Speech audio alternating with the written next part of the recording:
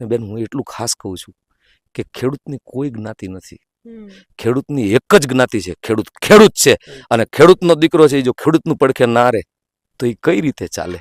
ત્યારે આજે એવી પરિસ્થિતિ છે કે આ પંચાયતોની ચૂંટણી ગઈ, ધારાસભ્યો, સાંસદો કોઈને એક વિડીયો પણ ન બનાવી શકે કે વળતર ચૂકવ્યા વગર સીધે સીધા ગેટ તોડીને, વાડો તોડીને મસ્ત મોટા મશીન અંદર ઘૂસી જાય અને પોલીસ તમને તમારા ખેતરમાંથી બહાર કાઢે, હાલ હાલ બહાર નીકળ, અને મારે તમારા પરિવારને મારે.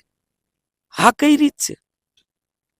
તમે નોટિસ આપેલી છે જુલાઈ મહિનામાં, એની અંદર પણ નીચે લખ્યું છે 40% અપફ્રન્ટ, પહેલા પૈસા જે કઈ નિર્ણય થાય એના ₹1 નહીં દેવાનો, ઘૂસી જાવ.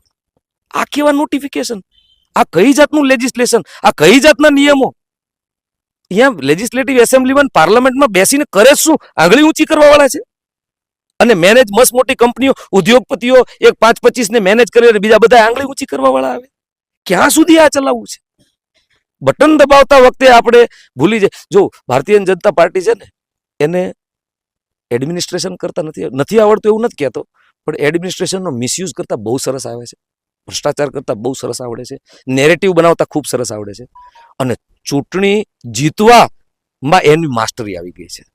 લોકતાંત્રિક રીતે કે સામ દામ દંડ ભેદ જે લગાડવું હોય આ બધું કરી અને લડતા આવડી ગયું છે.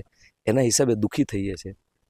એટલે આજની તારીખે એક એવો સમય છે જ્યારે ખેડૂતોને દુઃખ પહોંચશે ત્યારે અમારા વડવા કહીને ગયા છે કે જઈને ઊભા રહેવું. વિક્રમભાઈએ ખૂબ સરસ વાત કરી ને સમજવા જેવી વાત છે કે ખેડૂતોની કોઈ જ્ઞાતિ નથી હોતી, ખેડૂત હોય છે. ખેડૂતનો આપણે વસુધૈવ કુટુંબકમની ભાવનામાં માનવાવાળા માણસ છીએ. આખું વિશ્વ એક કુટુંબ છે અને આખા વિશ્વનું ભરણ પોષણ કોણ કરે છે? એક ખેડૂત. તો ખેડૂત ખુદ પોતે જ ખેડૂત છે, એની કોઈ જ્ઞાતિ કે કોઈ ધર્મ નથી. ખેડૂત છે.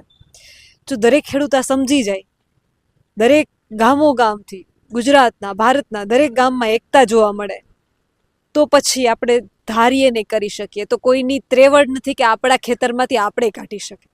વિચારવાની અને સમજવાની જરૂર આપણે છે. મને હમણાં એક ઇન્ટરવ્યુમાં અનિલભાઈ એવું પૂછ્યું હતું કે બેન આમાં કોનો વાંક છે? હું એમ કહું છું આપણો જ વાંક છે. હું નથી વાંક કાઢતી કંપનીનો વાંક છે, હું નથી કહેતી સરકારનો વાંક છે. હું એમ માનું છું કે આપણો વાંક છે અને એમાં મારોય વાંક છે, તમારોય વાંક છે. એટલા માટે કે આપણામાં એકતા નથી, આપણે અવાજ નથી ઉઠાવતા. પેલાના ખેતરમાં છે તો મારે શું? કચ્છમાં થયું તો કે સુરેન્દ્રનગરને શું? સુરેન્દ્રનગરને થયું તો કે દ્વારકાને શું? બધાયને થયું. હવે શું? હવે તમે કહો હવે શું? વિચારવાની જરૂર આપણે છે. આપ જોતા રહો ગુજરાતનો અવાજ.